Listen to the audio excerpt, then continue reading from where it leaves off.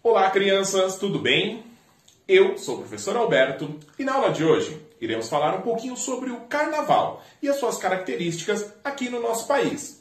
Mas antes de falar um pouquinho sobre as características do carnaval no nosso país, vamos falar um pouquinho como ele surgiu. Ele surgiu por volta de 600 a 525 antes de Cristo, lá na Grécia. E começou essa comemoração, essa festa, porque quando acabava o inverno e ia começar o início do plantio, era uma época de comemoração, porque eles poderiam voltar a plantar. Então se fazia essa festa. Com o passar do tempo, a Igreja Católica e a sua expansão começou a se apropriar dessa festa. E ela começava a ser comemorada antes da Quaresma. Para quem não sabe, Quaresma é aqueles 40 dias que os católicos não comem carne e antes da Páscoa. Então, como eles iam ficar 40 dias sem comer carne, eles faziam uma festa que durava 4 dias, que se chamava Carnaval, Festa da Carne. Com o Carnaval já consolidado na Europa, ele foi trazido para o Brasil pelos portugueses. E com o passar do tempo, ele foi, em cada região do Brasil, ele foi ganhando uma característica. Agora, vamos falar um pouquinho sobre o samba. O samba surgiu no final do século XX, e ele é a mistura de vários ritmos africanos. Com a libertação dos escravos, eles começaram a se juntar para fazer as suas festas e propagar a sua cultura. E com o passar do tempo, essas festas foram ficando cada vez mais famosas e foram cada vez tendo mais adeptos a ela. E eles criaram, em 1920, a primeira escola de samba. Escola, porque eles tinham a intenção de ensinar, por isso o nome de escola. E se deu o nome de Deixa Falar, porque tentaram impedir essas escolas. E, em forma de protesto, colocaram o nome de Deixa Falar. E essas escolas deram tão certo que não ficou só nela. Foram abrindo mais e mais escolas. E em 1930 foi criado o primeiro desfile das escolas de samba, que era um campeonato onde as escolas iam se apresentar. E desfile, porque lembra que eu falei que ela era uma festa católica? E na católica é muito comum as procissões. Então, o desfile para lembrar as procissões. E nesse momento, cada escola ia mostrando as suas danças, composições, sua cultura e os seus membros. E já em 1930 tivemos o primeiro campeão. E é muito famoso esse estilo de desfile, principalmente aqui em São Paulo e no Rio de Janeiro. Agora, vamos falar um pouquinho sobre o frevo.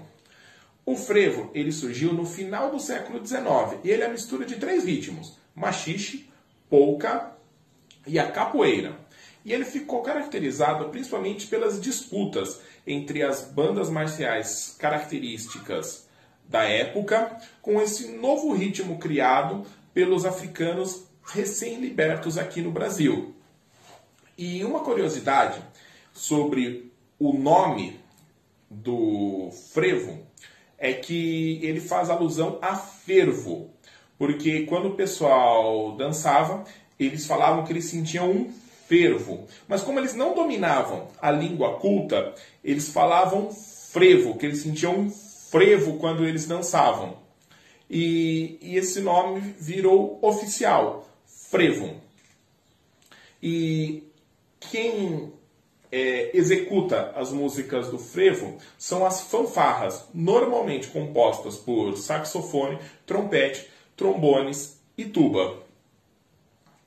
E outra curiosidade é que aquele guarda-chuva, ele não é só enfeite, principalmente colorido. Ele ajuda nas acrobacias, principalmente quando eles estão dançando. Agora, vou falar um pouquinho sobre o axé. O axé teve início no final do século XX e a mistura de dois ritmos, do frevo com o afoxé. O afoxé é um ritmo característico da Bahia trazido pelos africanos. E durante o carnaval, eles normalmente comemoravam fantasiados, cantando e dançando em blocos. E em 1950, Dodô e Osmar, a bordo do seu calhambeque Fobica, saíram tocando o axé pela rua e os blocos começaram a seguir. E ficou muito famoso esse ato. E chamaram eles de trio elétrico, por causa que era o Dodô, Osmar e o Fobica. E no ano seguinte, várias pessoas começaram a copiar o trio elétrico, até chegar nos dias de hoje com os caminhões levando os artistas, arrastando multidões pelas ruas de Salvador.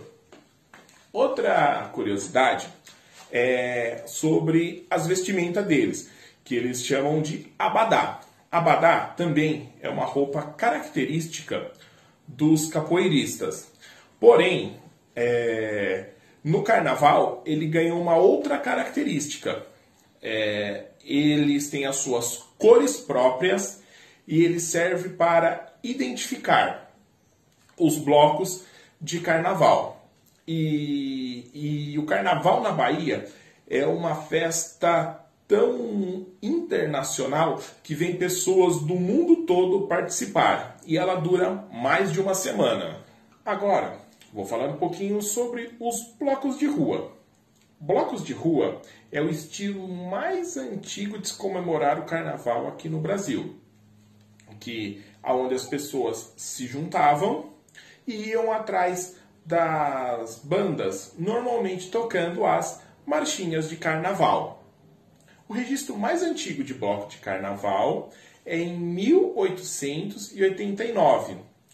E existem vários tipos de blocos, principalmente os de enredo, os caricatos, o de embalo, os líricos, os afro, e cada um deles tem uma característica, principalmente como se vestem e o estilo de música que são tocados. Em São Paulo, é o recordista de blocos de rua. Em 2020, antes da pandemia, eles tiveram um registro de 678 blocos. Aqui na minha cidade, de Atibaia, tem 3 blocos muito famosos. O primeiro é o bloco dos bonecões, o segundo é o bloco da caveira e o terceiro é o bloco do Zé Pereira.